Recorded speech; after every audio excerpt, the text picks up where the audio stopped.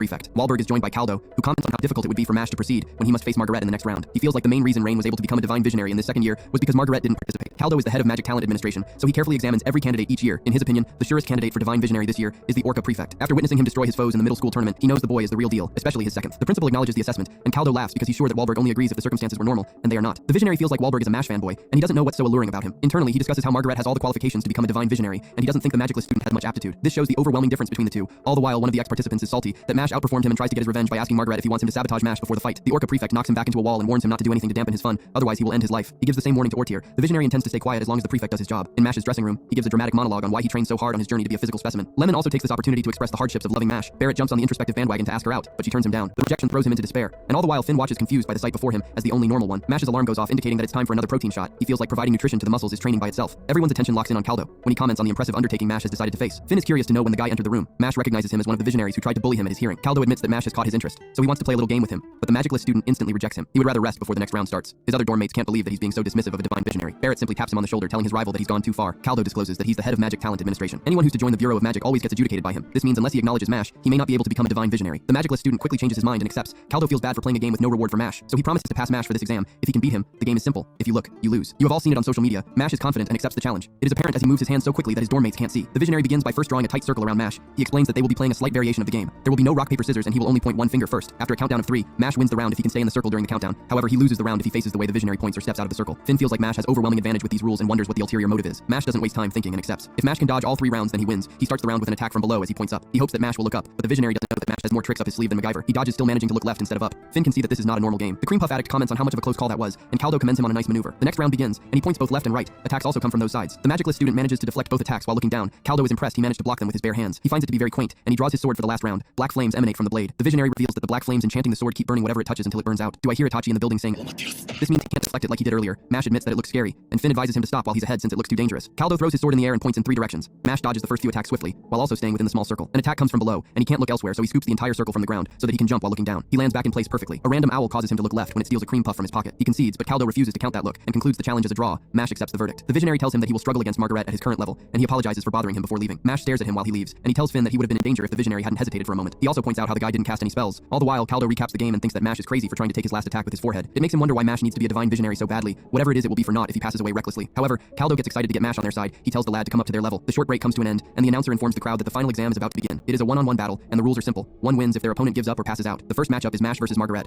Finn tells his friend to do it for his future and his grandpa. The headmaster confesses that in the Academy's rich history, Margaret's talents are a rarity. He is sure that this is the greatest crisis that MASH has faced so far. As the two face off, Margaret tells MASH that his run ends at this stage, but he should fulfill his destiny of amusing him before he goes down. The magicless student stops the announcer from starting the fight so that he can eat a cream puff. Margaret joins him but aggressively dips the fried shrimp in the tartare sauce. The prefect gives his explanation as to why he's doing this, and MASH can tell he's a madman from the look in his eyes. The cream puff addict can sense a formidable opponent in Margaret. Based on the linear phenomena of the crazier the adversary, the stronger they are, Barrett can see that this one is going to be the most dangerous yet. Caldo is sure that the reason Ortier chose Margaret is a certainty. He didn't do anything between the first attack and the tournament because he has faith in his chosen warrior's abilities to finish the job. The visionary feels like this is a testament to how wide the difference in skill is. The Orca prefect releases his magical power, and a purple pillar of energy jets into the air for a moment. The crowd is stunned by what they are sensing, and even Finn begins to feel sick. Lance states that it's a side effect of the vast magical power. He's intrigued to see the power of the one said to be equal to a divine visionary. He hopes MASH can overcome it. MASH dashes towards him, but Margaret fires a magic ball at the magicless student. His friends expect him to easily deflect it like a volleyball. They are shocked to see him getting pushed back by it. He notes that it's heavy like a bowling ball. There's a crash into the wall and everyone thinks that it's over. Margaret expresses his disappointment if that's the case. The dust settles and MASH is nowhere to be seen. He appears behind the prefect and grabs him. MASH jumps into the air and pile drives Margaret into the ground. The crowd is surprised by how MASH is holding up. Some even think he has defeated the genius. Finn reveals that MASH escaped the ball by running backward faster than the attack, which allowed him to get out of the way. As the dust settles, Margaret seems to have landed in the gear second stance. He informs MASH that this is just the beginning because he's far from having enough enjoyment. The magicless student puts his hands up ready for the next clash. The way this episode opens up, I had to triple check to make sure I wasn't watching Game of Thrones. 3 dragons fly through the cloudy sky as a man casually stands on it like he's surfing the waves. He remarks on keeping MASH waiting and mentions how it feels like they're going on a field trip. Elsewhere at the arena, Caldo explains how Margaret managed to avoid MASH's attack. The prefect had created a sound cushion before being slammed into the ground, but some people in the crowd seem to have fallen for MASH's fake magic as they comment on never haven't heard of spine magic before. Margaret is back to his weird self as he exclaims that he wants more. He readies himself and fires a multitude of long-range attacks at the cream puff addict, but MASH defines gravity and begins to run on the wall like how Quicksilver did in that X-Men movie. The magicless student avoids all the assault and comes up behind Margaret to land a punch, but the prefect reads it and positions himself to counter, but both students pause their movement just in time for some talk no jutsu. Margaret has noted that MASH is trying his hardest to guard something, which is proven true when the cream puff addict pulls out a cream puff from his inner pocket. The prefect suggests he set his snack aside because if he's trying to protect it as they fight, it will ruin his thrill since MASH wouldn't be giving his all in trying to defeat his opponent. A lady comes with a plate for the magicless student to place his snack on for it to be taken to a safe location. MASH appreciates the gesture from Margaret, but the prefect simply informs him that he didn't do it out of kindness but only for his enjoyment. The crowd are loving the matchup so far, and they make this known by letting out a huge raw. Lance, however, points out that both fighters have yet to go all out and are only testing each other's abilities. Caldo knows that if Margaret is to use his second, it will put him a step ahead. He is also aware that if they both go all out, then the match will end instantly. Now that everything has been settled, the fighters are ready to give it their everything. Margaret casts a spell that materializes a fist made out of musical notes. He launches it at MASH, who tries to counter with a punch, but it just passes through him, which makes his ear ring and bleed. It is clear that MASH cannot physically engage with these spells, so in theory, Margaret is the worst matchup for the magicless student. The prefect takes advantage of this and spams the same attack, whilst MASH just keeps taking damage after damage. Even the crowd can tell that the match is one one-sided, as they see a huge difference in magical ability. This goes without saying because unlike Harry, Mash ain't no wizard. After multiple attacks, the cream puff addict now sees that he cannot block because he feels like it's coming from within. Margaret is somewhat disappointed and proceeds to end the fight with a special move. He summons a number of musical instruments that surround Mash with all of them pointing towards him. He gives the magicless student that look to say, "Boy, you are done for." But if we know anything about Mash, it is that this boy has the best resting bitch face in the industry of resting bitch faces. He looks around nonchalantly trying to figure something out, but it is too late as a huge explosion happens with Mash being the direct target. The attack is so massive that a dust cloud rises above the arena. Finn and Barrett call out for their friend whilst people in the crowd mutter on how he never stood a chance after all because Margaret is a true genius. Caldo is surprised that the prefect didn't have to go all out to finish the match. However, when the dust settles, Mash is nowhere to be found. He suddenly pops his hand out from the ground under Margaret like some zombie and then buries him with only his head showing. Everyone is surprised when Mash emerges to the surface, but Finn saw everything that happened. Before he was hit with the spell, Mash dived into the ground and dug his way over to Margaret. Now that the prefect is in a vulnerable position, the magicless student loads up the quads and kicks his head like his first name is Ronaldo. Margaret is uprooted and goes flying back. Mash doesn't stop there as he relentlessly and repeatedly punches his opponent into the ground. However, something causes Mash to spring back, and Margaret announces that he will take on the cream puff addict in his serious form. Magical notes surround him while he transforms into what looks like a beast. A burst of energy is shot up into the sky, and the remnants of that dramatic transformation is a younger looking version of Margaret. We learn from Caldo that this is the prefect's true form. Elsewhere, Ryo admires himself in the mirror whilst pondering on how Mash is faring in the selection exam, but the door suddenly burst open with the animated assistant informing Ryo that there is report that Innocent Zero are making a move. Ryo orders for security to be mobilized immediately, but in the meantime, he thinks it's a good idea for Orter and Caldo to buy them some time by heading over to Easton. Ryo wants to know whom within the criminal organization is on the move, so the assistant answers telling him that it's the leader Innocent Zero himself who is on his way. Back at the arena, Mash wants to understand what just happened, so Margaret the eccentric explains that this is his form when he unleashes his innate magical power. He promises to show the magicless student a close-up of his magic. He snaps his finger and instantly appears next to Mash. He then engages in sus behavior by whispering something in his opponent's ear, which then leads to Mash losing all composure as his body shivers and his knees buckle, dropping him to the ground. Lemon, who is in the crowd, loses her whole mind because she wanted to be the one to have that effect on Mash by whispering in his ear. The crowd are amazed by Margaret's teleportation abilities, and they wonder if Mash's weakness is his ear. The prefect begins to explain that unleashing his true form unlocks a lot of spells for him to use. The puff addict doesn't have time for explanations and goes in straight for the uppercut, but Margaret snaps his finger and disappears like how old boy Sama's father did when he went to buy cigarette. But the only difference is that Margaret returned. The prefect reappeared at the top of the stadium and shouts out to Mash, who cannot believe he got up there in such an instant. Margaret clicks his fingers, and the next thing we know, Mash is eating a healthy dose of prefect feet. He explains to Mash that he is sound itself when the magicless student misidentifies him as a muscle type like himself. Since Margaret is moving at the speed of sound, Mash is too slow to lay a finger on him. Caldo explains that one would literally have to move faster than the speed of sound to stand any chance. At this point, Mash is just being beaten and tossed around like salad with no dressing nor seasoning. But we all know Mash isn't a wet lettuce, so he stands up and places his hand on the wall. Margaret snaps his fingers and dashes towards him, but Mash somehow dodges the attack, which surprises everyone. No one knows how he did it, but Caldo explains that since sound travels faster through solid objects, and by Mash touching the wall, he felt the sound slightly faster than the attack landing, though he wouldn't have been able to dodge it if his reflexes wasn't on point. Mash prepares to throw a punch, so Margaret gets his fingers ready to snap, but he realizes that it is covered in tartar sauce, which leaves him open to the killer bee lariat. Barrett and Finn are excited thinking that Mash has won, but Lance knows better and believes that Margaret might resort to using his seconth. And right on cue, Margaret accepts Mash as a noble opponent and deems him worthy, so he releases his seconth, which is named Death Gong. The crowd look up in amazement to see a huge death knell that has been summoned. The prefect explains that in just 1 minute, it will ring out and will incapacitate anyone who hears it within a 2-kilometer radius. He explains that the only way to stop this from happening is for his wand to be taken away from him. This means that Mash will have to catch a target that flees at the speed of sound within the single minute, or he will lose. Barrett is concerned that they will be caught in it if the death knell goes off, but Lance is hopeful that it will be contained within the fighting area. He also notes that the trick Mash used to catch his opponent out wouldn't work in this instance since Margaret is running away from him this time around, so he would have to come up with something. The prefect begins the countdown, and the chase to catch him begins. He teleports around the arena whilst Mash tries his very best to catch him, but all his efforts are completely futile. Margaret warns him that he only has 30 seconds left, so he better get stepping if he wants to win. As time runs out, the death knell begins to power up for a massive explosion. With only 10 seconds left, it seems like Mash has come up with something as he punches both hands into the ground. He lifts a very thick portion of the ground and flips it towards the prefect. Since he is blocked from the front and upwards, his only option is to either go left or right. With this genius tactic, it gives Mash a 50% chance of catching Margaret. The prefect decides to go towards the right and Mash follows, though he is slightly slower and can barely reach. Margaret is confident that he has gained enough distance, and therefore it is impossible for him to be caught. However, Mash stretches his hand and just manages to grab a hold of Margaret's outer garment with just his pinky finger. The prefect cannot believe the power of the pinky as he is dragged back and punched in the face, which subsequently allows the puff addict to get a hold of the wand and break it. And because of this action, the death knell has been dispelled. The spectators are shocked that Mash won and is just one step away from being a divine visionary. Margaret lies on the floor in defeat and cannot comprehend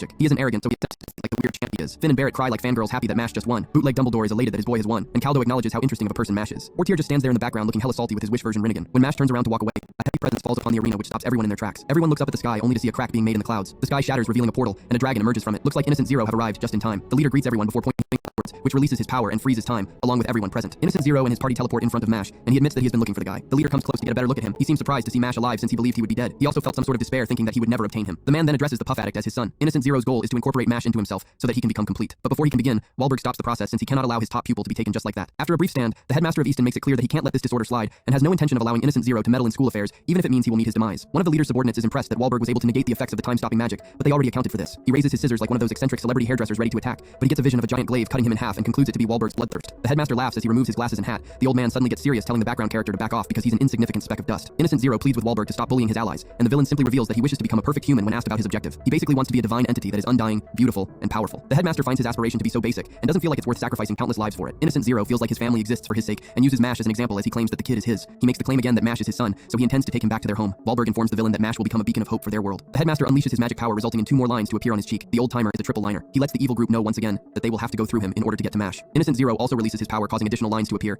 He too is a triple liner. He comments on how it has been decades since he and Wahlberg crossed wands. They both have master canes and summon them. The headmaster's is called Uranus, and Innocent Zero's is named Kronos. The old man is surprised to see demons emerge from the ground. The villain wants to eliminate everyone else in the stadium since MASH is the only one he needs. The headmaster quickly sends a shockwave of magic that undoes the time spell holding MASH, along with the two divine visionaries and some of the capable students. See how Lemon and Finn have been left out? But the question is, why is Barrett there? I heard old voice Sama would have been left out too. Bro, that's not cool at all. You stole my joke. Snooze you lose, baby. They are all a little confused as to what is going on, so Wahlberg assures them that he will explain everything later and orders those who can move to deal with the demons. He intends to face Innocent Zero alone. Everyone jumps into action and begins to deal with pictures. Ortier notes that has the power equivalent of a double liner. He relieves Caldo from dealing with them and pleads with the swordsman to act as backup for the headmaster. However, the number of demons spawning is overwhelming, and the headmaster transports himself and Innocent Zero high and far from the stadium. This is so that the two will not be interrupted. All the while, Cell the fake Jesus erupts